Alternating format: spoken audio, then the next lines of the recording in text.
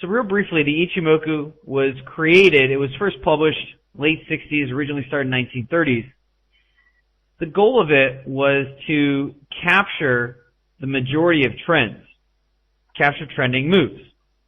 The guy who created it, Koichi Osada, believed that trending moves is where the most amount of profit is and can be made. And so he comes from a culture in Japan which is tend to be very patient, more concerned with efficiency, so they would rather trade less and get more profit per trade and have higher accuracy than trade more in lieu of having more trades, less accuracy to try and reach the same goal. To them, they're much more about efficiency and making the most out of each trade. And the Ichimoku was designed to generally capture 80% of the trade. And the thing about it is that that's the majority of what you want to catch in a trending move. Because the bottom line is the harder parts to make money in a trending environment is the last 10% and the first 10% of the move. It's the hardest part of a trending move to capture. Both because in the beginning it's hard to actually detect, hey, this really is a trend, and at the end that also takes a little bit of skill as well. It takes a lot of skill to really detect the very beginning of a trend and the end of a trend. And so Hosada's figuring was, let's just capture the lion's share of it because that's where really all the money is.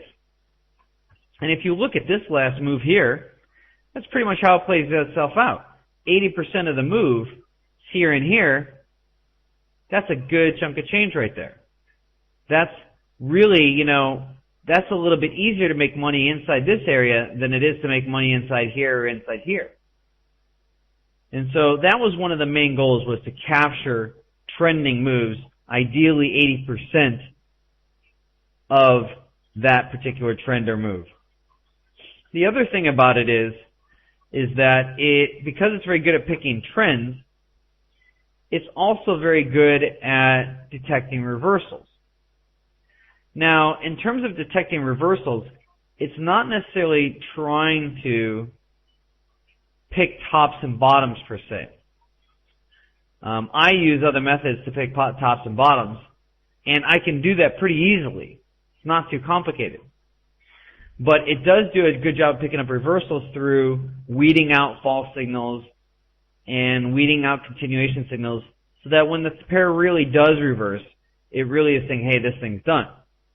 The bottom line is that the Kumo structure is based upon previous price action. And so that previous price action can have an influence on future support and resistance. But I wouldn't use that as a strategy. I wouldn't use it as a major method. In fact, the correlation I'd probably say is relatively low. But it can happen from time to time, which is probably why you're noticing it. I need to explain to those of you that are new the construction of the Ichimoku cloud. So once you understand that, then you'll really understand all of what we're talking about to some degree, or at least you'll have the seeds to understand, or the soil to understand what we're talking about. So there are generally 4 components of the Ichimoku cloud that I recognize. The 5th one I do not, it's not that I don't recognize, I just don't use it. But the 4 components are this. The first one here is this white line. It's called the Tenkan-sen. It's like a price action line of sorts. Takes the last 9 periods, takes the high and the low last 9 periods, and what it does is it averages that, and then it puts it into a price action line. This Tenkan-sen is designed to gauge the underlying momentum of an instrument. And so it gauges the momentum of an instrument, and that can be very useful for telling you where it is, what's the instrument's likely to do, how it's going to respond, and so forth. We'll get a little further into how it actually has an effect upon trading and also the Ichimoku cloud. The next line that you see here is called the Kijun-sen. This will translate into trend line. And this is designed, as pretty much it says, it's designed to gauge the overall trend of the instrument. It's designed to tell you where the trend is, if it's contained or not contained. If it's flat, if it's climbing, if it's falling. That's what it's designed to do as a general gauge. Now that you understand those two, we can start to get into the Kumo itself, which is to me the most unique part of the Ichimoku cloud. This Kumo is the cloud, but it has two components here. The first part is this white line here. This white line is really, you take the red line and you take the white line, you divide it in half, shoot 26 time periods ahead, and it creates that value over there. So that's the white line over here, which has crossed down.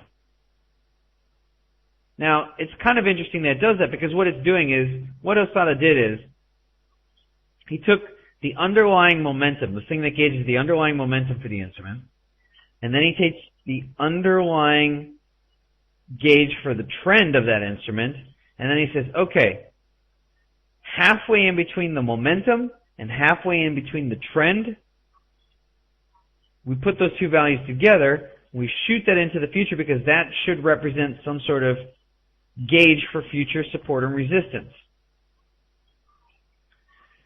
This is kind of brilliant. He's really taking two underlying essences of price action and saying, this should have a representation or some sort of ability to detect future support and resistance. But he didn't just isolate that by itself. He created something that's called Senku Span A. He created something else called Senku Span B, which is this blue line here. And this blue line is based purely upon price action. It takes the highest high plus the lowest low over the last 52 time periods. Now we're on a daily chart, so that would be the equivalent of 52 candles, aka 2 months of price action. Should be IE, not aka, but I use aka a lot. So IE, 2 months of price action. And then what it does is it divides that in half, and then shoots that 26 time periods ahead. And that becomes known as Senku Span B. The shading in between is really just the shading between the two values. Now, this Kumo is kind of dynamic and unique. It changes over time. It has trajectory. It has a thickness or thinness to it.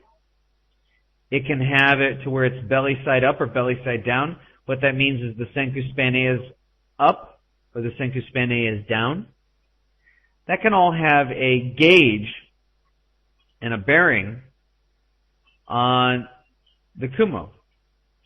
And the Kumo's main job is to identify or give you a gauge for support and resistance.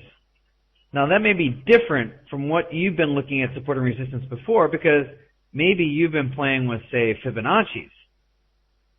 And you pull up a Fibonacci from this last move, and you have 3 lines in the sand.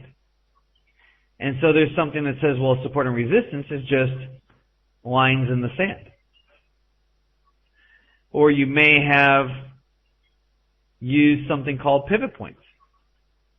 And you see these pivot points are horizontal lines. And they have the same approach to support and resistance. Support and resistance is based on lines in the sand. That is a Western concept. And so that is a Western view. And when I say Western, I'm including pretty much European, all of Europe and the Americas. That's the general view of support and resistance. Osada looks at it a little bit differently. He kind of deconstructs it and approaches it from a different perspective. He feels that support and resistance is based upon A, previous price action, and B, is not a line in the sand.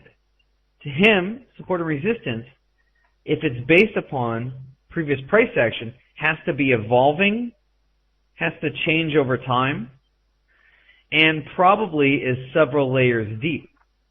It's probably not just 135, 140, 145, 133.30. Or it's generally not like that. It generally looks at support and resistance as several layers thick.